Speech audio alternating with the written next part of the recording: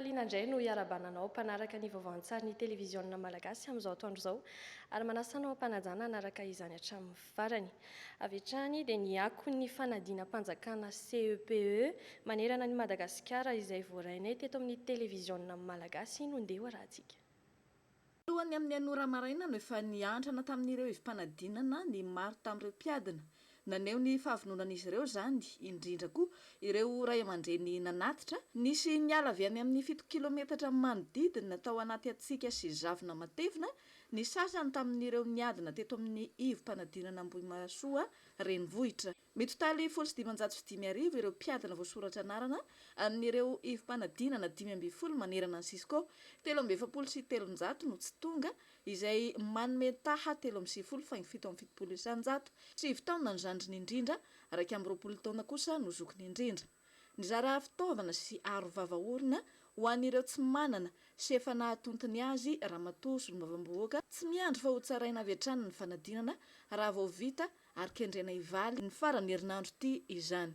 Mpianatra misy 2,320 no voasoratra anarana hiatrika ny fanadinam-panjakana CEPE aty amin'ny farim-piadidim-pampianarana Betroka, 720 amin'izy ireo no tsy tonga niatrika izany. Ny ivotoeram-panadinana ao amin'ny kominina ambanivohitry Isoanala no ahitana tahabetsaka indrindra amin'ny tsy fahatongavan'ny mpiadina miisa 7 efatra amin'ireo avy eo amin'ny EPP Bepombo 2 tsy navelan'ireo ray aman-dreniny hihazo ny ivotoeram-panadinana noho ny halavira ny toeram-panadinana tombanana eo amin'ny 20 kilometatra. Mariana moa fa ahitana ivotoeram-panadinana misy 13 ny Sisco Betroka, 7 taona mpianatry ny sekoly Atsimiakina no zandriny indrindra raha lehilahy araka amin'ny 20 taona kosa no zokony indrindra tamin'ireo mpiadina taty Antoerana. Mpiadina 2,420 no voasoratra anarana amin'izao fanadinam-panjakana CEPE izao aty amin'ny distrika Sakara izay miparitaka amin'ny toeram-panadinana 12 sy mitsinjara amin'ny efitrano-panadinana 440 mandrafitra ny Sisco Sakara. Tamin'ny 7 ora tsy diso no nanomboka ny laza adina ireo mpianatra ka ny taranja asa marika no nisantarana an'izany. 490 amin'izy ireo no tonga, 7 kosa no tsy tonga. 4 alina ireo voasoratra anarana hanala fanadinana CPE tato amin'ny faritra Diana izay niparitaka tamin'ny foibe-panadinana 70 ato amin'ny distrika 5. 7,700 moa ireo tsy tonga niatrika izany fanadinana izany. Nilamina ny fizotry ny fanadinana tamin'ny ankapobeny ary nitombo ny isan'ireo mpianatra izay nanala fanadinana CPE tamin'ity taona ity raha oharina tamin'ny taona lasa. 730 taona ny zokony indrindra izay mpiadina avy eto Antsiranana voalohany raha toka 7 taona kosa ny zandriny indrindra tany amin'ny distrika ny Ambilobe. Tamin'ny fitora sasany katroka ny fiantsonany anaran'ireo mpiadina tamin'ny 7 ora kosa raikitra ny lazarina CPE raha taty amin'ny Sisco Mampikony. Nizotra arak'izay efa neverana azy ny fanadinana CPE 6e ho any aty amin'ny Sisco Mampikony. 7,330 no isan'ny mpiadina CPE nisoratra anarana izay nitsonjaraina tamin'ny foibe-panadinana 70. 2,330 ny tonga niatrika ny fanadinana, 7,90 kosa ny tsy tonga niatrika. 9 taona ny zandriny indrindra ary 20 taona ny zokiny amin'ireo mpanala fanadinana. Vinavinaina tsy ho ela ny voka-panadinana hoy ny tompona andraikitra. Mahatratra 3,37 ireo mpiadina voasoratra anarana amin'ny fanadinana CEPE ato amin'ny distrika Ambalavahotsy Paris mitsinjara amina ivotoeram-panadinana 20 manerana ny Zapy 7 ato amin'ny Sisco. Ivotoerana telo no andraisana ireo mpanala CEPE eto andrenivohitry ny distrika Ambalavao toy ny EPP Ramamonjy Pierre Varamanda, ny CEG Ambohijafy ary ny CEG Tsaranoro. Raha ny ivotoeram-panadinana CEG Ambohijafy dia misy mpiadina voasoratra anarana 5,700 zaraina amina efitrano 220. 2,30 no tsy tonga niatrika ny fanadinana teto amin'ny CEG Ambohijafy. Koa ny ivotoerana EPP Ramamonjy Pierre Varamanda 7,20 ireo tsy tonga niatrika ny CEPE tamin'ireo 7,700 voasoratra anarana misandrahaka amina efitrano 7,20. Tao anatin'ny filaminana no niatrehana ny CEPE taty amin'ny Sisco Ambalavahotsy Paris. Ara-potoana ny fanomboana ny fanadinana ary nanaja ny fepetra edena amin'ny valina aretina coronavirus. Mpianatra miisa 740 no miatrika ny fanadinana CEP aty amin'ny Cisco ny Tsiombe amin'ity taom-pianarana 20 ity ka notsinjaraina ao anatiny ivitoeram-panadinana 8 izy ireo. Mizotra ampilaminana araka izany ity fanadinam-panjakana voalohany ity. Manahoezaka ny lehibe ny fari-piadadiam-pianarana ny Tsiombe ny ampandehanana antsakany sy andavany ity fanadinana ity ary samy any amin'ny ivitoerana 8 avokoa ireo tompon'andraikitra isatsokajiny rehetra manaramaso ankaiky ity fanadinam-panjakana ity. 5 taona ny zokony indrindra raha 7 taona kosa ny zandry. Mpiadina miisa 7,790 no hiatrika ny fanadinam-panjakana CPE ato anatiny faritra Boeny. Io no fantatra mandritry ny fanokafana ofisialy tato amin'ny CG Charles Renel. Voahaja avokoa ny sakana ara-pahasalamana teto. Amin'ny ankapobeny ny lamina ny fizotry ny fanadinam-panjakana CPE taty amin'ny faritra Boeny. 7,790 no isan'ny mpiadina hanala ny fanadinam-panjakana CPE sy ny fifaninana taona fahaenina ato amin'ny Cisco Tomasina faharoa izay notsinjaraina amin'ny ivim-panadinana 70 ka iray amin'ireo ny eto amin'ny CG Tetezambaro izay notsidihany chef Cisco niaraka tamin'ny solombavam-bahoaka ary ny ben'ny tanàna. Tamin'ny 7 sy sasany maraina no nanomboka ny fiantsoana ireo mpiadina raha orairay talohan'io no efa nahitana mpiadina tonga izay nitronony ny ray aman-dreny. Izay nitondrano ny ben'ny tanàna teto fanomezana sokola ho fampirosiana ireo mpanala fanadinana. Nahatratra 5,770 ireo mpiadina tonga niatrika ny fanadinam-panjakana CEPE ho an'ny fari-piadidim-pampianarana Antsirabe faharoa. Raha 7,700 no voasoratra anarana. Nizotra araka ny tokony ho izy amin'ny ankapobeny ny fanadinana toy ny teto amin'ny CEG Vinankarena izay nanana mpiadina 700 ho an'ny teto amin'ny ivitoeram-panadinana CEG Manandona Kosindray. Nisy ny fiantohana ny sakafon'ireo mpianatra rehetra no karakarainy ny fiadidina ny tanàna ho fitsinjovana ny fahasahiranany ny ray aman-dren'ny mpianatra. Itoy ho an'ny fanadinana BEPC indray ity fanampinan'ny mpianatra ity. Mpiadina 7,700 no nanala fanadinana CPE teto amin'ny fari-piadidim-pampianarana Tsoromandidy izay ahitana efitrano fianarana raiky amin'ny 7,700 ary misy andraka foibe mpanadinana 720. Fianarivobe kosa dia nahitana mpiadina 7,702 ary nisy ny foibe mpanadinana 110. 7 taona ny zandriny indrindra 120 taona kosa ny zokony indrindra. Voaja hatreto ny fepetra ara-pahasalamana. Misy ny fiarah-miasa akaiky amin'ny mpitandro filaminana mialoha mandritra ary aoriana ny fanadinana. Azo lazaina fa nilamina amin'ny ankapobeny ny fizotra ny fanadinana. Teto amin'ny tobin'ny Zandarmaria no nakana ny baoritra roa izay misy ny lazahadina ho an'ireo mpianatra anala CPE 2020. 710 no isan'ireo mpianatra tsy tonga nanala fanadinana CPE teto amin'ny centre CEG Soaniranivongo. Tamin'ny enora sasany maraina izay efa nisy tonga teny amin'ny foibe mpanadinana CG Mananjary ireo ankizy hiatrika ny fanadinana CPE sy ireo ray aman-dreny. Tamin'ny 7 sasany maraina no nanomboka ny fiantsoana anaran'ireo mpiadina. Miisa 7,704 ireo mpiadina voasoratra anarana ho an'ny fari-piadidim-pampianarany Mananjary ka ny 7,710 no mpiadina teto atapy-tanàna ny Mananjary izay tsinjaraina amin'ny efitrano mpanadinana 110 ka ny 7,710 no tonga niatrika izany ary 70 kosa no tsy tonga. 8 taona ny zandriny indrindra raha 20 taona no zokony. Nizotra ampilaminana amin'ny ankapobeny ny tapany maraina raha ny nambarany chef de centre ary nanaza ny sakana ara-pahasalamana ka natao anakiroa ny foibe mpanadinana dia atao amin'ny CG Mananjary sy teny amin'ny CIC. 570 ireo nisoratra anarana ka hitsinjara amin'ny fitoeram-panadinana 730 amin'ireo trano-tsekoly 1,300 ato amin'ny faritra Menabe amin'izao hiatrena ny fanadinana CEPE taona 1,20 sy 2000 izao. Teto amin'ny CG Centre Morondava nanokafana izany tamin'ny fomba ofisialy nakaheren'ireo mpianatra sy ny mpanabe ireto solon-tena-panjakana ireto izay nanamafy ihany koa fa isan'ny zava-dehibe ny hatrehan'ny mpianatra ampilaminana izao fanadinam-panjakana voalohany eo amin'ny fiainany izao.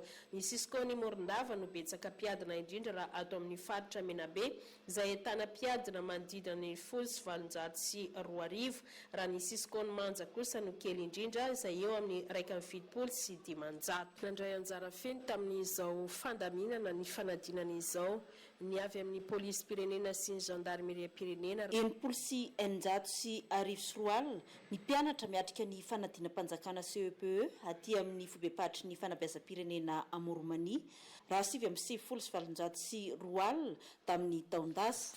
Ho an'ny fahampiadidy mpampianarana ambositra dia 5 sy 7 mitsinjara amina foibe-panadinana 7 5 sy 3 ireo tsy tonga ny atrika ny fanadinana. Voaja moa ny fepetra-ara-pahasalamana iray isaky ny W ary 5 isaky ny efitrano. Efa misy ny rindran-damina mahakasika ny fanatodisana ity fanadinam-panjakana ity. Ato mombana izao fanadinam-panjakana izao dia tonga tia Moromania ny taleny INFP Noe Randriamananjatovo mpiainy faritra Moromania 7 taona moa no zandriny indrindra raha 20 taona kosa ny zokiny indrindra ho an'ny Siskoanambositra. Ny 400 sy 3 tamin'ireo 7 sy 300 sy 3 sy 5 alina voasoratra anarana no tsy tonga ny atrika ny fanadinana CPE teto amin'ny faritra Vakinakaratra. Tsy nisy loatra ny olana tamin'ny ankapobeny raha ny tetanivon'ny direnina Vakinakaratra. Ny fanadonoina convocation sy ny tsy fahampiana sujet no nitranga saingy tsy nanano sarotra izany fa voava ara-potoana. Ivoaka tsy ho ela moa aorian'ny ny fitsarana ny taratasy mpanadinana ny valin'ny CPE eto Vakinakaratra. Mpianatra iray manana fahasembanana no niatrika fanadinana CPE tamin'ity tato anatin'ny sisikony Betavo. Na eo koa aza nefa ireo olana madinidinika dia voava ary nizotra tsara ny fanadinana. Voaja koa ny fepetra ara-pahasalamana. 10 taona no zandriny indrindra ary 30 taona no zokiny indrindra niatrika ny fanadinana taty an-toerana. 7 sy 707 ny mpianatra voasoratra anarana ka ny 7 sy 307 tamin'ireo no tonga niatrika ny fanadinana. Mipetrapetraka avokoa ny lamina rehetra hiatrehana ny fanadinana CPE aty amin'ny sisikony Iakora. Mpiadina 700 no voasoratra anarana. Tsy tonga ny 420 ka ny 420 sy 100 tamin'izy ireo no niatrika ny fanadinana izay mitsinjara ao anatin'ny foibe-panadinana 5 ka ahitana izany avokoa ny zapirehetra mandrafitra ny Sisko. Ao anatin'ny Mangarahara no hitantanana ny fanadinana ka natrehina ireo tompona ndraiky mpanjakana taty an-toerana notolora Andramatoa Ravosambatra vadin'ny Solombahamboaka voafidy taty amin'ny distrikany Iakora Arovava sy Arorona narahana biscuit sy chocolat avokoa ireo mpiadina tsirairay raha toka ranomboankazo fanalana hetaheta no nomena ireo tompona ndraikitra isaky ny foibe-panadinana. Mpanala fanadinana CPE mitotaly 7 mianadahy no miadina eto amin'ny EPP Saftana aty amin'ny lalana atsimo mihazo ny lalana Nosy-Beanala. Noho ny fahatsapan'ny solombavam-bahoaka Augustin Rakotonirina ny fahasairana ireo ray aman-dreny mitondra ny zanany avy any amin'ny 13 kilometatra hiatrika fanadinana dia notohizany ny fanolorana sakafo ka naniraka ny assistant parlementaire ny tenany nanatitra vary hena ary tsaramaso atao sakafo n'ireo kolonga madinika sy ireo ray aman-dreny mitondra azy ireo. Sakafo sahaza olona manodidina ny 700 no nomanina ka izy ireo ihany no mikarakara ny fandrahoana miaraka amin'ireo fiaraha-mao an-toerana. Tafiditra amin'ny asa sosialy ataon'ny solombavam-bahoaka ny fanamevana ny ray aman-dreny mampiana-janaka ka anisan'izany izao fanomezana sakafo eto amin'ny sekoly mpanjakana izao. Ezaka nataony ihany koa ny famindrahana ranom-panafody tamin'ny sekoly maro ary ny fanampiana ireo sekoly tsy miankina teo ny fividianana fitaovam-pianarana amin'ny vidiny mora nandritra ny fidiran'ny mpianatra. 700 ny mpiadina nisao trangarana hiatrika ny fanadinam-panjakana voalohany CPE sy fananana idirana amin'ny kilasy fahinana no tonga niatrika ny fanadinana raha tata amin'ny fahampiadidy mpampianarana voemara. Telo amin'ny 700 amin'ny mpiadina 7 sy 707 nisao trangarana no tsy tonga. 20 taona ny zandrindrindra amin'ny mpiadina izay hita ao amin'ny foibe-panadinana CZ Antsirabenor. Raha 20 taona kosa ny zokindrindra miatrika ny fanadinany ao amin'ny CZ Ampanifena. Ankoatra ny fizotra ny fanadinana araka ny tokony ho izy dia efa mipetrapetraka ihany koa ny rindra tamina rehetra amin'ny fitsarana ny taratasy mpanadinana ireo mpiadina. Raha tamin'ny foibe-panadinana CZ Voemara dia 19 no sanirony sotragnarana hiatrika ny fanadinana ka 27 no tonga. Mpiadina miisa 1704 no nisoratra anarana hiatrika ny fanadinana CPE tato amin'ny direnina ny Orombe. 7 no tsy tonga nanatrika izany fanadinana izany. Manodidina ny 5 ny tapa-avitriany ireo mpianatra. Ny roa tamin'ireto mpianatra ireto narary ny iray tazomoka tany amin'ny centre Rantsara rehefa voatsabo dia afaka nanohy izany fanadinana izany fa ny ray kosa atao amin'ny santra zazafotsy dia tsy afaka nanohy ny fanadinana hatramin'ny farany noho izay aretina nahazo azy izay. Marina fa nanaraka ny amiana ara-pahasalamana no nanatanterahina izany fanadinana izany tato amin'ny draine ny Orombe, ny zotra mpilaminana ihany koa ny adina. Vinavinaina ao anatin'ny herinandro dia efa mivoaka ny voka-panadinana. Ho an'ireo Cisco manana mpiadina betsaka, fa ho an'ny manana vitsy kosa dia hivoaka alohan'izay. Tonga ara-potoana avokoa ireo taratasy-panadinana sy ny mpiadina nanaza ny fipetra ara-pahasalamana tsara ny teto amin'ny sekoly manara-penitra Marofansa sy ireo toeram-panadinana hafa. Nizery ny fizotra ny fanadinana kosa ny hitan'ilay paritsy ny fanabeazam-pirenena tsy Matsinanana niaraka tamin'ireo ekipany. 7 taona ny zanony indrindra, 420 taona kosa ny zokiny indrindra teto amin'ny Cisco ny faravangana. Mpiadina miisa 3 sy 700 sy 7 sy iray alina no nahazo ny taratasy fiantsoana ho an'ny eto anivon'ny draine, raha 3 sy 4 kosa ho an'ny Cisco ny faravangana. Ampy ny fanaraha-maso ny fizotra ny fanadinana amin'ny ankapobeny. Ny akon'ny fanadinana CEPE ny nahatratrarana ireo andian'olona mikasa hamono mpitondra fanjakana, ireo no anisan'ny misongadina ao amin'ireo gazety izay voarainay androany teto amin'ny televizionna malagasy ho tateriny Riva Ravonarivo teo amin'ny sariny Ry Zarakotson.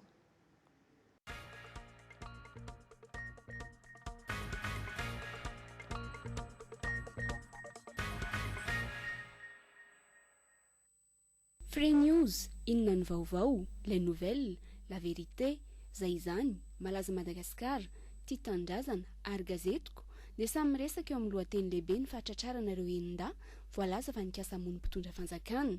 Tsy vitan'ny saika anakorotana ny fankalazana ny 20 Jona feti-pirenena fa mbola nikasa hifofony an'ny mpitondra fanjakana ihany koa izy ireo, hoy ny gazety Free News. Ny sekretera-panjakana miadidin'ny zandarmaria-pirenena no nokendrena ho vonoina mialohan'ny 20 Jona lasa teo. Taterin'ilay nouvelle fa raha ny fanazavana avy amin'ny zandarmaria-pirenena dia teny andalana namonjy filakevitry ny minisitra no saika natanterahan'izy ireo ny asa ratsiny. Tetsandrondra kely no tratra niaraka tamin'ny basy ireo olon-dratsy ka tompona orinasa mpiambenana na agence de sécurité ny atony kotrika izany ho inona ny vaovao. Misy amin'izy ireo ngadra afaka, ao ihany koa ny mpiambina teo aloha na filoha teo aloha hoy izay izany. Niakatra fampanoavana omaly izy ireo hoy la vérité ka ny dimy dia nalefany tsy afa. Amafisiny ity tandrazana fa nogiazana ny fananany hatramin'ny kaonty any amin'ny banky mba hamantarana raha misy mamatsy arabola izy ireo. Ako ny fanadinana CEPE izay nitanterahana omaly kosa dia ambaran'ny gazetiko fa efa nanomboka omaly ihany ny fitsarana ny taratasy-panadinana. Ambara midi Madagasikara kosa fa nilaza ireo mpiadina fa mora ho azy ireo nilaza adina CEPE tamin'ity taona ity. Nizotra araka ny tokony ho izy ny fanadinana omaly. Voahaja avokoa ny fepetra rehetra napetraka amin'ny fihetsika sakana isorohana ny coronavirus, hoy kosa malaza Madagasikara. Etsy andaniny ambaran'ny l'Express de Madagascar fa ezaka maro no nataon'ny ministera ny fanabeazam-pirenena mba hampiakarana ny lenta ny fanabeazana eto Madagasikara sy ny lanjan'ny CEPE. Gazety Taratra fa nenjehana ireo tsy maty manota mikatso ny fanapahan'ny solombavam-bahoaka ny momba ireo minisitra teo aloha. Fanatanjahantena kosa nasongadiny ao raha eo amin'ny lohateny lehibeny. Voatery alan-daharana amin'ny fiadinan'ny ho tompon-daka ny Afrika tapany atsimo na kozafa kapiny Barea noho ny firongatry ny valana aretina Covid-19 amin'ny endriny vaovao variant Delta.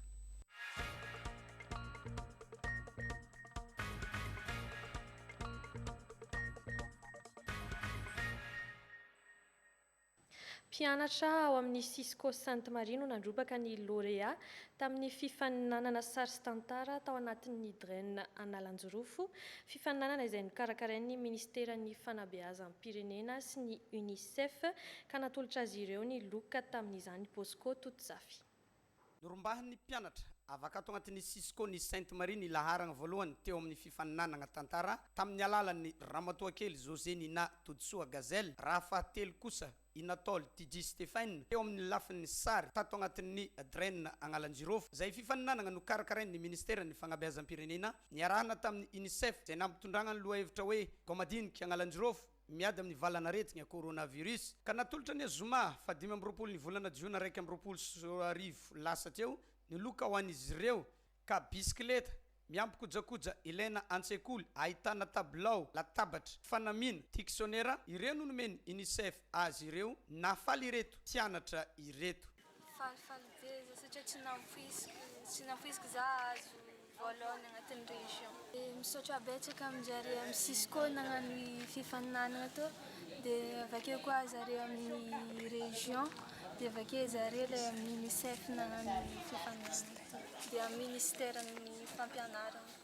9 ankoatra ireo no nahazo loka tato agnivon'ny Cisco ny Sainte Marie ka ho fampaherezana azy ireo nisy ihany koa ny fanomezana izay natolotra teto notron'ny resultenam-panjakana misy teto an-toerana nialoavan'ny lehibe ny fari-piadidia mpampianarana eto Sainte Marie. Tonoan'ilay nahazo loka ihany koa zany satria maro zany ny loka azo amin'izany toy ny fitaovam-pianarana izay manala vesitra ny ray aman-dreny ihany koa zany amin'ny fahasaroty ny fiainana amin'izao izay amin'ny fiatrehana ny aretina zay. Ireo JRC na ny Jeune Reporter Club eto Sainte Marie no nanao fanentanana tamin'izao fananana izao ka miisa 27 teo ireo taratasy ny mpifaninana voafantina nalefa tany amin'ny Drenna Agnalanjirofo nazahoana zao vokatra tsara izao.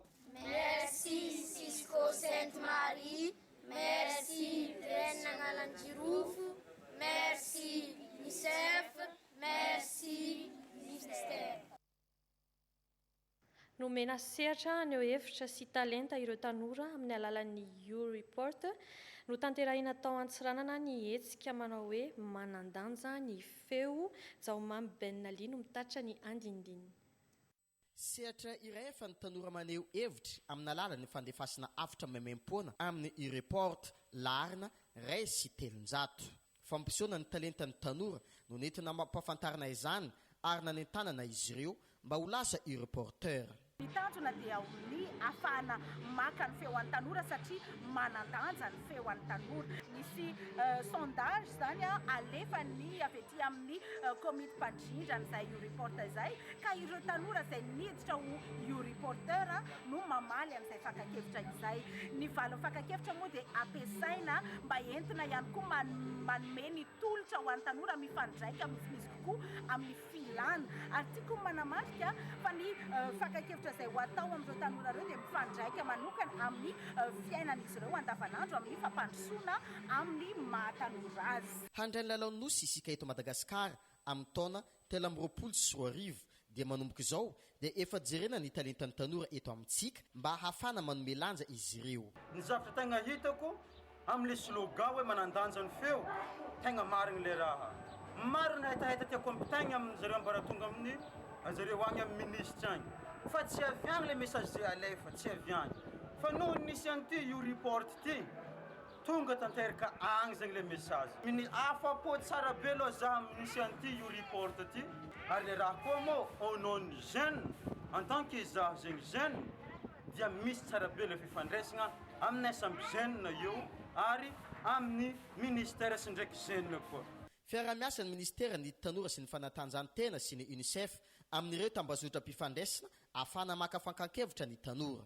Raha tsy aivina dia tamin'ny taona 2024 no nosiany U-Report ary firenena 20 no efa mampiasa izany. Resaka fifamoivoizana no anoizantsika ny fampahalalam-baovao. Nomena fampianarana momba ny lalàna amin'ny feny fifamoivoizana ireo mpitondra cyclopus, tuk-tuk ary moto ao an-tampon-tanànan'ny Maintrano isorohana ny lozam-pifamoivoizana mety iseho any an-toerana. Efa mahatratra any amin'ny 700 any ho any ny isan'ny cyclopus miasa sy mivezivezy manao fitaterana olona sy entana eto an-tampon-tanànan'ny Maintrano amin'izao fotoana izao. Etsy ankilan'izany koa ireo tuk-tuk sy bajaj ary moto izay miamitombo isan'andro ny isany. Nefa samy manao izay fantany eny an-dalana ireo mpitondra sy mpamily izany ka lasa tsy voahaja intsony ny lalàna mifeny fifamoivoizana dia lasa miteraka loza. Manoloana ny fahatsapana izany no nahatonga ny zareo teo nivon'ny fitsarana ambaratonga voalohany eto Maintrano nandray ny fanapahan-kevitra nampianatra azy ireto ny lalàna mifeny fifamoivoizana. Ny ankamaroan'ireo mpitondra cyclopus moa dia tsy mahafantatra mihitsy hoe inona ny azo atao dia inona ny tsy azo atao. Ka manoloana izay rehetra zay mba hialana amin'ny fanasaziana avy hatrany dia nandray fepetra ny fampanoavana andao ampanantsona mba ho ampianarana izy ireo dia aiza avy ny toerana afaka hijanonana dia iza no mandeha aloha rehefa sendra izao tranga izao dia inona avy ny tsy azo atao rehefa mampiasa ny lalana ny tsirairay. Afa-po tamin'ny fampianarana izay nomena azy ireto mpitondra cyclopus ary vonona hanaja izany. nahafapo ny fampiatsoana sy fampianarana izay nataon'ireo mpitondra fanjakana. Afapo izao satria misy ny fananarana sy fampianarana mikasika zany code de la route izany sambany vo tena feno ny fepetra anomezana fampianarana ho an'ireo mpitondra bosy izay tarenay. Hatramin'izay io zany tena miasa rery ny tenanay amin'izao indray nefa dia mahasamy telo misy fa misy namana manana mpanosika manana ray aman-dreny mpitondra fanjakana eto ambony no anoro sy ampianampianatra ireo mpitondra bosy namana ireo. Amin'izay mpitondra posy aloha vonona izay anaja sady araina tsakany sy andavana izy zaratra nampianarana tao mba alany loza. Tonga lehibe ho anay satria miaro anay amin'ny loza sady ahafantaranay ny lalana tokony alenay ny fitondrana io posy io.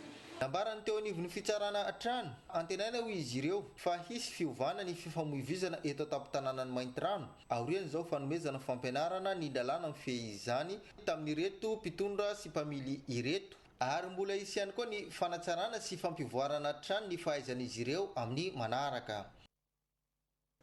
Pedy ny tsy fandriam-pahalemana tafatsangana ny CRAP na comité régional d'appui au projet miady amin'ny tsy fandriam-pahalemana ny tsy fanarahan-dalàna ary ny herisetra any amin'ny faritra Diana. Eugénie Rasoanirina, TVM Antsiranana.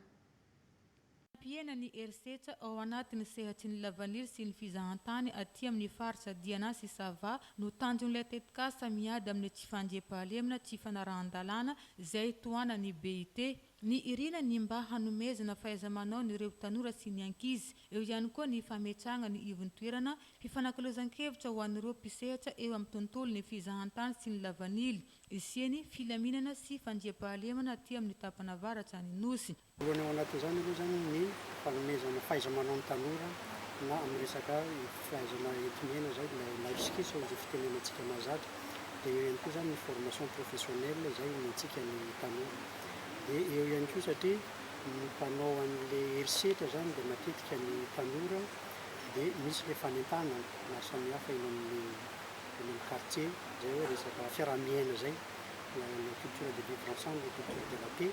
Zay zany no anomezantsika ny tanora ary lenalena ihany koa fa ny tanora ihany koa zany tokony hoe anentana ny namany mba ho lasa modely fa tsy anaty ny vava hoe efa tanora zany dia hoe be setrasetra zay fa ny tanora ihany koa zany ahafahantsika hoe mifanentana ao anatin'ny zavatra tokony ataon'izao. Fitombanana 3,000 ireo tanora ahazo tombon-dalana amin'ny ity tetikasa ity ka ny hahafana mandrindra izany ny fiovam-pietriky n'ireo tanora eny anivon'ny mpiarabelona eo amin'ny fiainana andavanandro no jerena ka ho voakasika izany avokoa ireo tanora mania anampondra. Resaka tsy fandriam-pahalemana izay hatrany manoloana ny tsy fandriam-pahalemana tao amin'ny fokontany Benonika distrikany Midongy Atsimo dia nanatanteraka dinikasa ny teo anivon'ny CFM ampandraisana andraikitra ny rehetra mba hisian'ny fandriam-pahalemana maharitra any an-toerana. Fanadiadiana. No fantarina ny olana ifotony ka fampandraisana andraikitra no hatao hirosoana amin'ny fikatsahana fandriam-pahalemana maharitra hampitony ny vahoaka taorian'ny tranga ny seho tao Benoniky distrikany Midongy Atsimo ahafahana mampiseho ny fiombonana sy ny firaisan-kina amin'ny fiarah-mientana azona fahombiazana. Hisy fionana lehibe izay atao atoato anatin'ny fotoana fohy. Hisy fionana koa anankiray satria mifanolo-bodorindrina kokoa ary voakasika tandrifiny zavatra ny tranga ny faditra sy motsinana sy hiombe. Hisy fionana ray ngezabe atao anatin'ny faritra 5 mandrafitra ny faritany Fianarantsoa.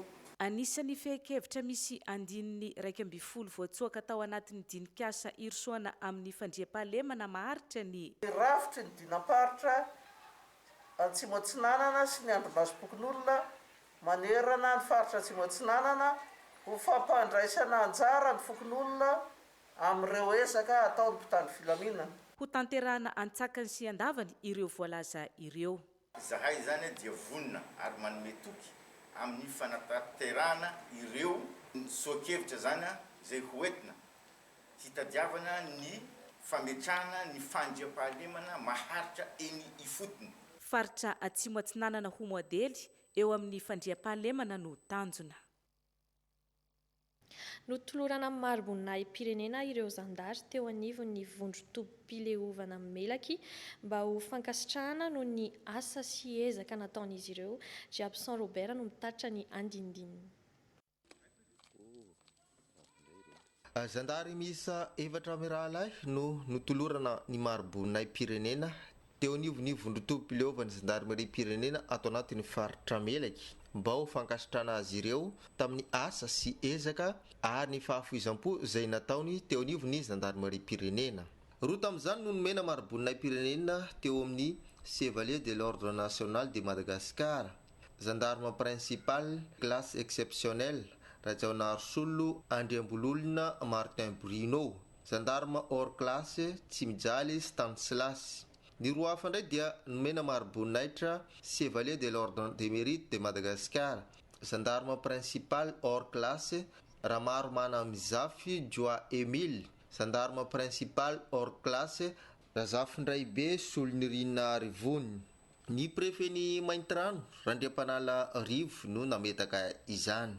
Amin'ny fahazona galona takotony izay maro takasitrahana omeny fanjakana amin'ny asa vita sy ny ezaka natao amin'ny fampandehanana ny asa fanjakana mba ho tombontsoa ny vahoaka sy ny tanindrazana imbonana.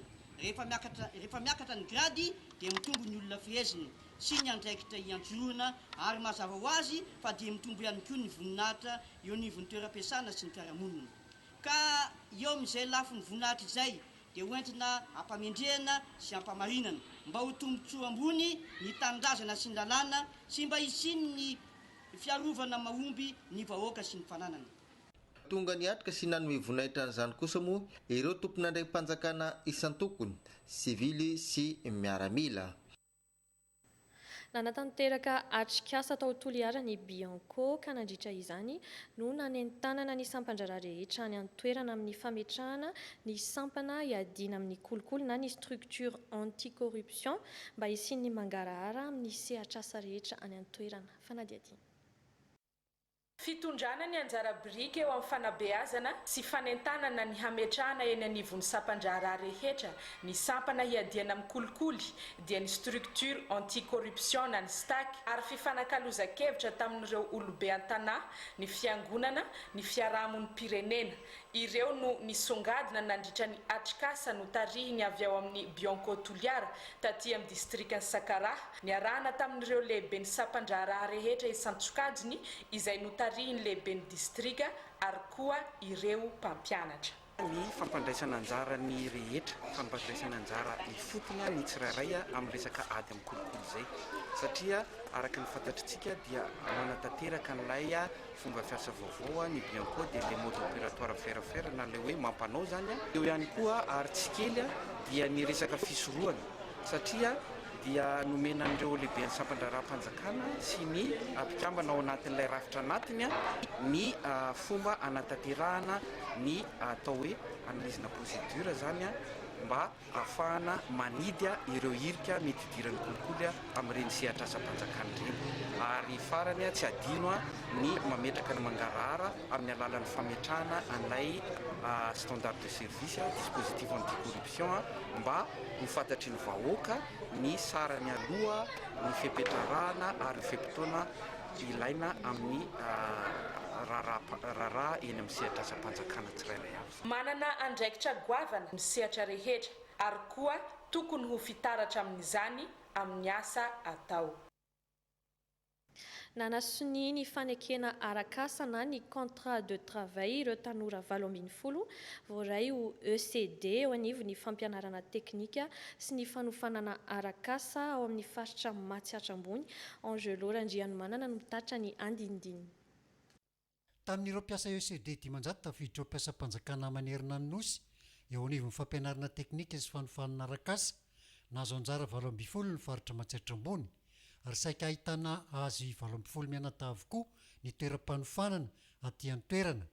Paikady tsy fanamby apetraka ny fitondram-panjakana ny hamaroanisa ireo mpiasa eo anivon'ny fampianarana teknika satria isan'ny ilaina eo amin'ny fanantanterahana ny fampitana ny amin'ny fahaiza-manao hidirina makany amin'ny sehatra ny fandrarana ho an'ireo tanora hisehatra amin'izay lafiny arakasa izay. Mifampiankina araka izany ny fampianarana teknika sy ny fampandrosoana eto Madagasikara. Manomboka izao apetraka amin'ny ezaka ny tsirairay ny fahombiazana makany amin'izany. Hiditra amin'ny sery kokoa satria olom-panjakana amin'izay tsika manomboka eto fa tsy ilay olona indramina.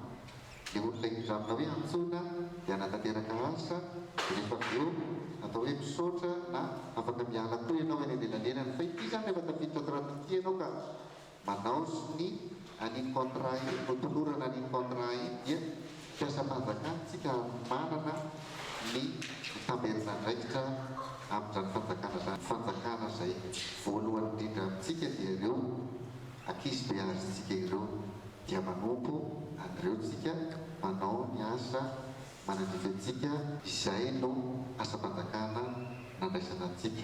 Mba ho fanamariana ary hampafantarina ny rehetra natolotra ho azy ireo ny taratasy fanekena arak'asa na ny contrat de travail.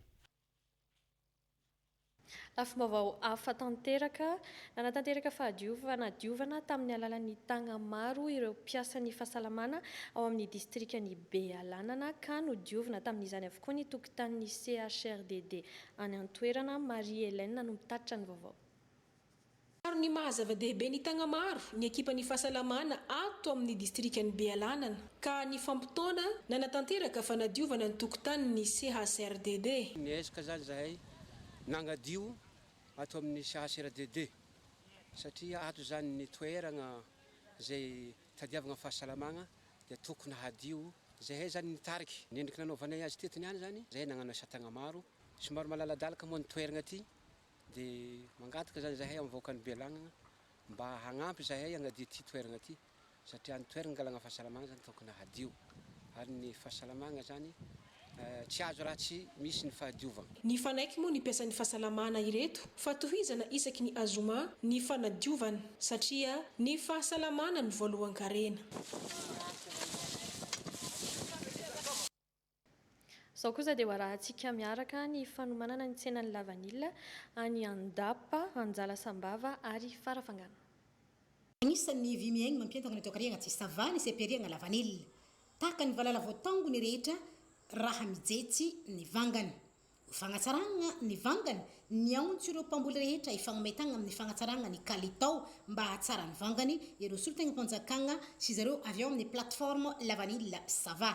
Tsy avokeny tsy alao kapalokany tsena tsy alao ho atsika amin'ny tokotanina amin'ny kominy magnamezana enseignement fa iezaka zay ny mpitandro filamina miaraka amin'ny fitondram-panjakana aty ambotro zay tsy alao zay atsaraitsika raha tsika rehefa tsy vangany atsarany aloatsy mombo e zay ny nahaveo le matakatro ny vany voaporovo 10 millions ny pasy. Sarpiandro amin'izay vidiny no feran'ny fanjakana nefa ny mpamboly taty Andapa.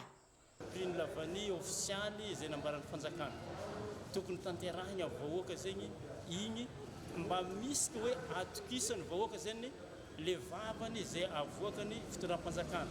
Le 75 000 ariary napetraka ny fanjakana igny rehefa magnekigny ny mpivanga dia ravoravo zay ary magnantegna mba ho tanteraka zay zavatra zay. Tafiditra amin'ireo faritry agnelanela ny distrikany Andapa ka ny daty ny 17 Aogositra 2024 vao tokony hisy lavanila miakatra bazary. Voaja ny fetrandro napetraky ny fanjakana hanokafana ny tsenan-davanila manta. Hitantsika moa fa lavania agnisan'ny mampidibola be amin'ny kitapon'olam-panjakana raha eto Madagasikara. Eo ihany koa fa misy ihany firenena any ivelany zany efa mifaninana amintsika eto Madagasikara ka zay mahatonga ny fanjakana somary hoe sarotiny kely amin'izay zavatra amin'ny resaka fametrahana daty ny ouverture ny campagne zay ka izay mahatonga izy hoe napetraka androany le 5 juillet zany daty ouverture officielle ato anatin'ny faritry Sava. 200,000 ariary na 1 million de francs no ny fanarahan'ny tantsaha ho an'ny lavanila manta iray kilao teto amin'ny fokotanin'ny Anjala. Ny fanjakana raha teo nametraka fa tokony ho 5,7 ariary no vidin'ny manta. Tsy mbola raikitra ny vatra teto. Fa le vidiny tegna manahirana zay fa le qualité tena tsara mihitsy. Nanompanana ezaka manokana ny faritra sy ny ministeran'ny fambolena tamin'ny fitsirina mivantana nataon'ireo teknisianina sy fitandrona ny fandriampahalemana tamin'ny fampanofanana ireo carte mobile sy fanetsehana ihany koa ireo mpitandro filaminana. Raha ny taremarika azo teto anivon'ny polisy-pirenena fotsiny zao dia efa tafakatra 27 kilao ireo lavanila tsy ara-dalàna saron'izy ireo ary nopotehana avy hatrany ny tsy matoy. Enimpolo taona ny vinavina ny lavanila maintso vokarin'ny faritra atsimo atsinanana nefa manodidina ny 100 kilao no hita voasoratra tao amin'ny fitaliava-paritry ny varitra sy tao amin'ny faritra ny taondasa. 500,000 eo indray ny isan'ireo mpamboly lavanila manana karatra raha tokony ho 4,000 izany manerana ny faritra. Isan'ny mampiena ny vokatra miditra ny tsy fanarahan-dalàna ka miteraka halatra eo amin'ny samy mpamboly, ny fanambakana eo amin'ny vidiny ary indrindra eo amin'ny tsy fandriam-pahalemana. Mitambatra maromaro ay agnatin'ny isan'izany sy vokatra amin'ity toerana ity dia be dehibe fisarin'ny tompony fanina mpangalatra. Ho araha-maso ny mpividy sy ny mpamboly hialana amin'izany. Satria tsy maintsy anakaratra daholo ny mpamboly manarak'izay tsy maintsy ho fantatsika avokoa hoe izy akoa mpividy ahafahany mpividy sy mpamboly mifagnaraka amin'ny vidiny avao koa. Etsy andaniny ny fahatarany fisokafan'ny taom-piotazana ka mivezivezy mialohan'ny fotoana ny vokatra. Efa vaka amin'ny fotorana eo evanina zany hoe tara filany mila arindra le daty fiotazana ny vanily aty amsika. Ho hamafisina ny dinaparitra hidina ifotony ny komity mpanaramaso ny vokatra lavanila na ny krof hijery ny vokatra ahafahana mametraka ny datim-piotazana. Haramaso akaiky ny barazy ekonomika amin'ny fotoana fiakaran'ny vanila. Ireo no tanjona amin'ny taom-piotazana taona 2024. Hijanona amin'izay lafim-baovao izay hatrany isika nanao fikarohana mahakasika ny fambolena vanily. Hamokatra haingana ireo teknisianina ao Vohitaratra, commune ambanivohitra Manakambahiny Atsinanana, Fetranarindra samy manana no mitaritra ny vaovao. Ankoatran'ny fambolena-katsaka sy tsaramaso izay isan'ny mampalaza ny commune ambanivohitra Manakambahiny Atsinanana, dia efa miroso amin'ny fambolena vanila ihany koa izy ireo amin'izao fotoana, isan'izany ny eto Vohitaratra. Toerana natao hikarohana ny fambolena vanila hamokatra haingana ary nanambara moa ny tompon'andraikitra fa isan'ny antony anaovana izao fikarohana izao mba hisariana ireo vahoaka iny fotony tsy amodika ala. Ny fambolena vanila ndresana dia amin'ny ankapobeny nanana olana ny fambolena vanila eo ny resaka insécurité. Eo ihany koa le voatery mitady toerana lehibe vao ahafahana mamboly ary eo ny fahelan'ny fiodinana na antsoina hoe cycle sy ny tsy fahaizan'ny olona mifehy an'ilay fambolena vanila. Zay iny nanaovan'ny Vohitaratra fikarohana hoe azo atao ve izany, azo lazaina vaovan'olana. Satria ty toerana ty dia voalohany indrindra tsy voatery mila toerana lehibe. Zao hitantsika zao dia hatrany amin'ny 200 fototra nefa dia toerana kely ihany 12 metatra amina 9 metatra. Fahatelo dia tratra ihany koa le hoe dingana fohy satria asikla koro eo amin'ny 7 volana zao vanila hitantsika zao dia efa mamoa ary ihany koa mitombo ireo le jeune liana zay anisany antenaina mokatra amin'ny fotoana tsy hoe lary ny fahatelo farany zany dia anisany hoe azo atao ny mamokatra amin'ny toerana kely sady betsaka no tsara zany hoe en quantité et en qualité. Nidina nijery fotony ny zava-misy teny toerana moa ny ben'ny tanàna amin'ity commune voalaza ity ary nanambara ny tenany fa hitondra fampandrosoana ho an'ny vahoaka izao hiezaka ataon'ny teknisianina eto Vohitaratra izao. Amin'le mahavohitaratra anazy moa zany dia hita tokoa fa dia tena mahafinaritra ary azo tsapahitahana fa hoe hitondra fampandrosoana ho an'ny vahoaka izay ny vahoaka nametraka anay amin'ny toerana misy anay izay fisian'izao zavatra mahaliana ataoko hoe tokony hitondra fahasoavana lehibe ho an'ny vahoaka mba hialana ny fekenan-doha amin'ny fanapotehana ny natiora zany. Ankoatra ny fikarohana momba ny fambolena vanila izay atao eto Vohitaratra, isan'ny ompiana sy vokariny eteny koa ny zanatr'ondry zanatany sy ireo azo andrano maro samihafa. Lafim-baovao hafa tanteraka, voavany olan'ny mponina ao amin'ny commune ambanivohitra Tsarajomoka any amin'ny distrikany Mandritsara amin'ny tsy fananana tobim-pahasalamana. Georges Harson no mitaritra ny andindiny. Ny fotoana lava no tsy nanana tobim-pahasalamana teto amin'ny commune ambanivohitra Tsarajomoka aty amin'ny distrikany Mandritsara. Ankehitriny noho ny ezaka ny fitondram-panjakana amin'ny alalan'ny volan'ny CLD dia nahazo tobim-pahasalamana ity commune ity. Mba ho fanatanterahana ny politika-panjakana araka ny vilan'ny filoham-pirenena ny fahasalamana amin'natina ny vahoaka dia ny tena kosolom-bavambahoaka aty amin'ny distrikany Mandritsara dia nanavaka tao amin'ny teti-bola ny SIAD na ny CLD nanatsara nanamboatra ny tobim-pahasalamana CSB2 ato amin'ny commune ny Tsarajomoka mba ahafahan'ny vahoaka misitraka ny fahasalamana aradrariny tahaka any an-drenivohitra. Faly sy ravo ny mponina ao amin'ny commune ambanivohitra Tsaradramoka amin'ny fahazahoana izao tobim-pahasalamana izao ka makasitraka ny fotoanam-panjakana. Teo amboninandro zany tena sahirana zahay eo amin'ny hôpitaly mandeha lavitra jusque Mandritsara kay na retina tokony mbola hahivana tsy mahivana maty andalana avy zahay tonga zany ny fanjakana nagnampy zahay vita ny hôpitaly misaotra ny fitondram-panjakana zay nagnampy zahay ravoravo zahay hoe afaka ny jaly afaka ny fasiragna ny aretigny mahazo angatahigny amin-Janahary mahivana satria mandeha hely mibokatragno afomba n'hôpitalinay oedy. Natolotra ho an'ny mpahazo tombotsoa ity fotodrafitrasa ity no sady nitokanana tamin'ny fomba ofisialy ka ateto nanolorany solombavam-bahoaka ny Madagasikara ny jiro mandeha amin'ny herin'ny masoandro an'ity tobim-pahasalamana ity ka nandritra zao lanonana izao no nametrahany lehibe ny distrika ny samboady ho an'ireo be ny tanàna lefitra eto amin'ny commune ambanivohitra Tsaradramoka. Mitohy hatrany ny ezaka amin'ny famonjena ireo mponina iaran'ny kere any amin'ny distrika Nampany Andrefana ka commune maro no efa saika nahazo ny anjara vary avy amin'ny fanjakana tamin'ny alalan'ny CCOK sy ny CPGU. Ihaja Alexiko no mitatra ny andindininy. Nanomboka tamin'ny volana Maritra ka hatramin'ny farany volana Jolay izao dia tokantrano miisa 907 no isitraka ny fanampiana vary milanda 70 tonna avy amin'ny fitondram-panjakana amin'ny alalan'ny Caravane du Sud. Nahazo ny vary milanja 40 tonna ny tao amin'ny commune Gogogo izay tokantrano marefo miisa 27 no isitraka izany raha tokantrano 400 kosa ny tao amin'ny commune Vohitany androany. Tonga nanolotra an'izany ny CCOK izay solotena ny fanjakana manatanteraka izany aty fotony natrehy ny CPGI izay iraky ny Prime Ministre manaramaso ny fizarana. Fanampiana tamin'ny alalan'ny fizarana vary sy menaka tamin'ny mponina izay tratrin'ny kere taty Ampany teo amin'ny fianakaviana 907 teo eo no tratra zany hatramin'izao tamin'ny alalan'ny fizarana vary teo amin'ny 70 taona. Ny miaramila moa zany avy amin'ny izay tarihana général no manatanteraka an'izay aty amin'ny commune.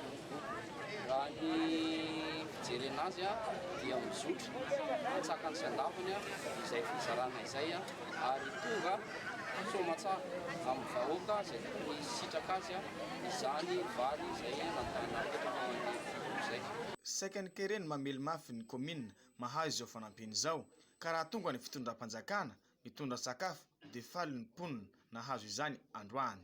Manao fisaorana miara-panjakana boka ambony agny ny tsinjoty jaly ay ny tsinjoty kaikany toy manao fisaorana aminareo bevatan zahay laha ny tonga anareo boaka agny ny tsinjoty kaikany toy manana sitraka zahay manao andrianjato manao andrianarivo. Ny président Rajoely zahay Gogogo 1 avy eto voarainay ny sakafo misaotra betsaka aminao lava hitondranay hitondra ny firenena eto Madagasikara. Misaotra fa voavonjy zahay amin'ny sakafo nalefanao aminay. Mitohy hatrany ny Caravane du Sud ka ny commune ny Ankilizato sy Ankiliabo indray no ahazo ny anjarany raha pitso izay mbola eto amin'ny distrikany Ampany Andrefana. Midika izao fa mijery sy mamaly ny olana ny fitondram-panjakana amin'ny kere sy haitany misy aty atsimon'ny nosy. Voavahany olana amin'ny tsy fampin'ny herinaratra ao Ampondralava distrika Anambilobe noho ny fijoroan'ny orinasa Willite any an-toerana. Ndao rahantsika ny fanadiadina. Vita eto Ampondralava avokoa ireo filana miankina amin'ny herinaratra noho ny fijoroan'ny orinasa Willite izay mamokatra herinaratra magnodidina 20 kilowatt isanandro. Mba tsy andeha tanabe agny fa fahito fo zao magnabe ny orinasa fa tsisy andeha Ambilobe wala andeha Diogo fa eto Ampondralava fo zay zao miasa tsy mandeha tsy miboky mandeha amin'ny commune urbaine Ambilobe. Tokantragno 300 amin'izao no efa misitraka ny herinaratra avy amin'ny ity orinasa ity. 26% ny isan'olo mampidriky jiro aty amin'ny fokotany Ampondralava hatramin'izao. Raha tsara izy ty. Raha ilaigny tanà dehibe atsika koa fari-piainatsika efa mazaka tsara ity fotodrafitrasa jiro zay mandeha amin'ny herinaratra aty tsy dia zay farany lafo loatra. Araka ezaka andeha ataonay dia hitratra 50% zay afaka rovoizany. satria marobe ny teknika azavaigna vahoaka mba hahafahandreo misitoka izy ty. tsy misy atahorana arak'izegny ny kalitaon'ny herinaratra vokariny ty orinasa Oilight Ampondralava Ambilobe ity ary ny vidiny ihany koa dia mifagnaraka amin'ny fari-piaina ny vahoaka aty fotony. Ny société Oilight dia manolotra herinaratra qualité ho an'ny mponina ary na ny fitaovagna ampiasaigny ary tegna hoe amizay qualité zay. Fa na dia zegny ary efa eo le vokatra hita hoe efa tsara ary efa mety amin'ny vahoaka. Ny eritreritry anay tonga dia avy agny fotony mihitsy ny mampiasa an'ilay izany hoe ny olo jiaby rehetrarehetra ka mbola tsy mitsahatra zay mitady hevitra ahafahanay ampidigna ho ambanimbaniny izy efa misy amin'izao eo. Antegnaigna arak'izegny fa hitondra fampandrosoagna sy hagnatsara ny fari-piaignan'ny vahoaka ny fahatongavany ity orinasa mpamokatra jiro Oilight eto Ampondralava Ambilobe ity. Nanatanteraka atrikasa tao amin'ny distrika Anambanja ny FTM na ny FOIB tao sarintanin'ny Madagasikara sy Kazef amahana ny olana amin'ny fananantany any an-toerana. Fanadiadina. Nampahafantarina nandritra ity atrikasa ity ny tetikasa iarahan'ny FTM na FOIB tao sarintanin'ny Madagasikara sy Kazef na croissance agricole et sécurité foncière amin'ny fametrahana ilay fotodrafitrasa hanitsina ny sara avy amin'ny zana-bolana entina mandrafitra ny plof hamahana ireo olana amin'ny fananantany aty fotony. Tetikasa iarahan'ny FOIB tao sarintanin'ny Madagasikara sy ny tetikasa Kazef dia ny fametrahana an'ireo teboka geodezika izay fotodrafitrasa entina manao fanitsihana saraka amin'ny zana-bolana izay alaina ao anatin'ny tetikasa Kazef. Saraka amin'ny zana-bolana io moa zany dia entina mandrafitra ny ataontsika hoe plof na ny plan local d'occupation foncière izay manome ny sata fehintany amin'ny fananantany zany dia entina manatsara ny olana eo amin'ny resaka fananantany zany tena tanjona izay fametrahana izay plan local d'occupation foncière sy ny saraka. Atomboka ty amin'ny tapany avaratry ny nosy izany tetikasa izany dia tohizana ao afovoan-tany ary faranana any amin'ny tapany atsimo. Niavaka ny fanamariana ny festival Lohomby tao Ambodivarabe, commune ambanivohitry Pont Sofia any amin'ny distrika ny Mandritsara ny andindiny mikasika izay ho tateriny Georges Harson amintsika.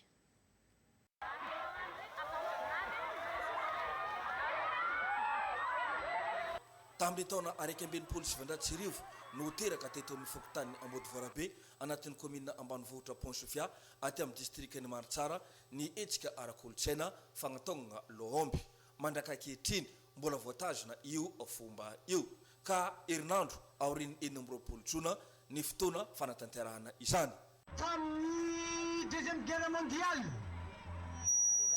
valon'oralahy zany avy teto Ambodivarabe miatikady maventy tany ampitondranomasiny mandritra ny tragno maromaro tsy misy naratra tsy misy nahazo taketra tonga teto Soamantsara zany tafaranjaniko atsika nahazo fahaleovantegna atsika ke nanaovagna haravoagna teto zay homby hoanigny amin'ny fety ny 26 nahazo fahaleovantegna io lohalomby hoanigny am'izany tsy azo arena ambany tragno tsy azo hoanigny alika apetraka amin'ny toerana raiky.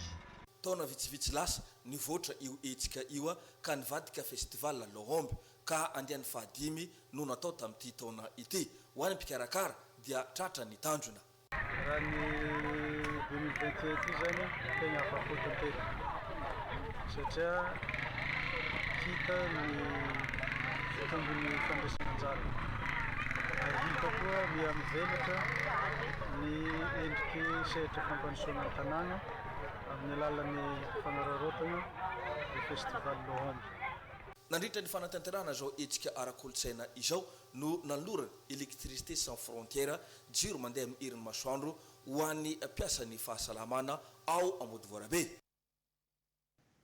Tao anatin'ny fanajana ny fepetraram-pahasalamana tanteraka no nankalazana ny fa 49 taona nazahoan'ny République fédérale islamique des Comores ny fahaleovantena tao Mahajanga omaly fa 9 ny volana Jolay.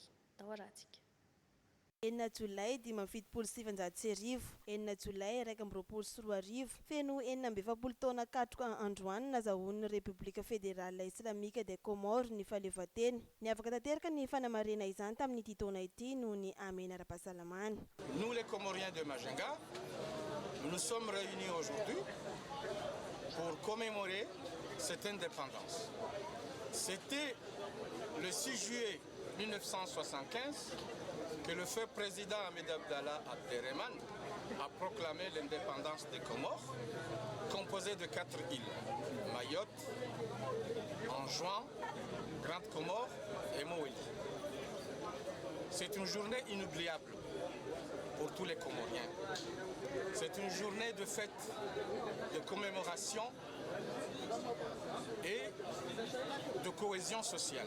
Araka ny fataon'izy ireo isan-taona dia mandritra ny herinandro no ankalazan'izy ireo ny fetim-pireneny izay arahana hetsika maro isan-karazany fa noho ny fanajana ny sakana ara-pahasalamana rehetra dia nohezana natao tsotsotra izany. Zao kosa dia hoarahantsika miaraka ny lalao famaranana ny fiadiana ny amboaran'ny ligin'ny baolina kitra tao Betsiboka sy ny faritra Atsinanana. Ekipan'ny Mama FC no nandobaka ny amboaran'ny ligin'ny Betsiboka tamin'ity taona 2024 ity. Nandresy ny ekipan'ny FC Radona Maheva Tanàna tamin'ny isa tery dia tery ray mihoatra izy ireo. Baolina tokana tafiditra teo amin'ny 15 minitra ny lalaovana tao anatin'ny fizaram-potoana faharoa. Ny 20 jona lasa teo no nanomboan'ny fifaninanana. Olana sedrain'ny mpakafy baolina kitra tia toerana ny faratsiny kianja nefa tsy natao sakana amin'ny fikarakarana hetsika izany. Satria be lehibe ny ekipa staff anjarinjara tamin'ity toerana ity dia hanao karakara coupe de la ligue zany eo ihany koa ny jeune karakara compétition jeune zany satria raha tarafitsika amin'ireny ny ekipa eto toerana dia somary efa nahazo fotoana ihany ka tsy maintsy manomana atsika ny relève ny rapitso anoloana amin'ireny efa nahazo fotoana raha zazaina hoe tena zay tena miantobilina ny ligue satria na fanamboarana n'ity toerana ity aza ny ligue no miantoka ny rehetrarehetra tsy mametsy nizaniza oety fa ny ligue no mampiasa azy nefa kosa mba mangataka ny fitondrana araka n'ireny fangatan'ny madame le député reny mba tokony azo chef lieu de région Betsiboka tokony azo terrain manara-penitra. Ny ekipan'ny Mama FC no isolo tena ny faritra Betsiboka amin'ny fiadinany amboaran'ny Madagasikara ary ratsy aivona dia ekipa enina no nandray anjara tamin'ity fifaninanana ity nahitana ny avy ao amin'ny FC Maheva Radona, Askuf Junior, FC Tafaray, Mama FC, Askuf ary GSM avy any Madiro Mirafy. Ny FCE na ny forceur de la côte est no voaositra tompon-daka ny faritra Tsanana eo amin'ny taranja baolina kitra sokajy division voalohany izay miakanjo mena. Totosa ny alahady teny amin'ny kianja ny stadium Mabarika 10 ny lalao famaranana tamin'izany izay ny fanandrinany tamin'ny Olympique de Mavella full point avy any amin'ny distrikta ny Tomasina faharoa. Vao nanomboka 2 minitra 7 segondra dia efa nikobana sahady ny araton'ny Olympique de Mavella full point tamin'ny alalan'ny Landry izay laharana fahafito. 4 minitra avy eo dia mbola napiditra baolina iray ihany koa ny forceur de la côte est tamin'ny alalan'ny Mario ary tany amin'ny 4 minitra dia mbola nanampy baolina iray ihany i Landry ka dia io isa 3 nohatra io no nisarahany rotonta nandritra ny fizaram-potoana voalohany. Fizaranam-potoana faharoa kosa vao nahita baolina iray ny Olympique de Mavella full point tamin'ny alalan'ny penalty teo amin'ny 15 minitra ka dia io isa 3 iray io no nisarahany rotonta nandritra ny fepotona ara-dalàna. Fa ny vitan'ny championnat misaotra an'ireo mpanampy be dia be ny société Spaty, ny société Trivazia ary ny commune urbaine ny Tomasina izay nanampy ary nanome tosika nahafahana nanatotosa an'izao lalao famaranana izao. Efa miroso be moa zany zao ny calendrier ny fédération atoato moa zany ny ligue dia ikarakara an'izay hoe trophée des champions zay izay erahan'ireo première division rehetrarehetra satria ny raha mifantatsika dia kelikely ihany ny karazana hoe congé ho an'ireo club areo satria mois d'août zany dia efa iroso sady amin'ny championnat régional début an'ny saison 2021-2022 moa zany ny football eto Madagasikara ary amin'izao ny Telma Coupe efa mandeha arabaina aloha zany ny club forceur de la côte est champion ny atsinanana ary efa iroso atsoatsy amin'ny championnat national zay karana amin'ny pro league moa zany zareo ka ny ligue de football atsinanana dia anampy tanteraka amin'ny forceur mba ahafahana mahazo club faharoa ho anatin'izany pro league zany. Nitolorana amboara sy médaille avokoa moa ireo tarika roa zay tojo tamin'ny aloha famaranana izao fa niavaka kosa ho an'ny forceur de la côte est izay nibata ny anaram-boninahitra tsy adino nanolotra fanomezana ho an'ireo zay mpampity baolina be indrindra mpiandry tsatokazo mendrika indrindra ary ny mpilalao mendrika nandritra ny fifaninanana. Ny forceur de la côte est izany no isolitena ny atsanana iny fedina ny tolondaka ny Madagasikara eo amin'ny sokajy Ligue 2.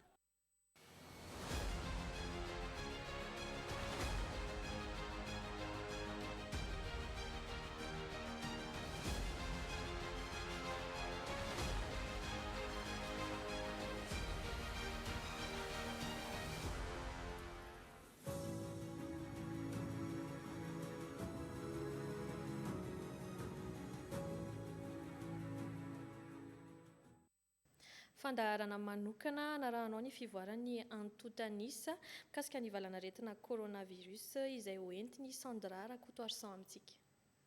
Toy izao manaraka izao indray ny Antotanisa farany momba ny fivoaran'ny valanaretina coronavirus eto Madagasikara ho an'ny daty ny 9 Jolay 2024. Miisa 20 ny tranga vaovao, 20 ny sitrana, 2 moa ny ainy. Isan'ny fitiliana natao miisa 700 raha toa ka 7 ny tranga misy fahasarotana na forme grave. Raha tambatra ny Antotanisa nanomboka ny 13 Mars 2024 hatramin'ny 9 Jolay 2024 dia nahatratra 13,724 ireo voamarina fa voan'ny Covid-19 manerana ny Madagasikara, 17,724 ireo sitrana izay manome ny ta 7,5 isanjato, 7,700 ireo namoy ny ainy manome ny ta 2,20 isanjato, 5,707 hetsy ny fitambaran'ireo fitiliana natao. Toy izao raha tsinjaraina isa-paritra ny Antotanisa momba ny valanaretina coronavirus teto Madagasikara ho an'ny daty ny 9 Jolay 2024. Faritra Analamanga 15 ny tranga vaovao, 4 ny sitrana. Faritra Atsinanana 2 ny tranga vaovao, Matsiatra Ambony 2 ny tranga vaovao, 5 ny sitrana. Vakinakaratra 4 ny sitrana. Faritra Anosy 2 ny tranga vaovao, 2 ihany koa ny namoy ny ainy. Faritra Atsimo Atsinanana nahitana tranga vaovao miisa 2. Tahaka izao ny Antotanisa raha ho an'ny faritra Analamanga manokana izay nahitana tranga vaovao miisa 510. Ho an'ny distrika Ambohidratrimo 2 ny tranga vaovao, Antananarivo Atsimondrano 3 ny tranga vaovao, Antananarivo Avaradrano 20 no tranga vaovao. Raha tsy aivina zany ny Antotanisa manerana ny Madagasikara ho an'ny daty ny 9 Jolay 2024 dia miisa 20 ny tranga vaovao, 15 ny sitrana, 2 ny namoy ny ainy, nahatratra 700 ireo fitiliana natao. Izay ihany koa no mamarana ny fampahalalam-baovao tamin'ity atoandro ity akasitrahana ianao ny araka tamin'ny hatramin'ny farany mametraka ny mandrapitafa tompoko.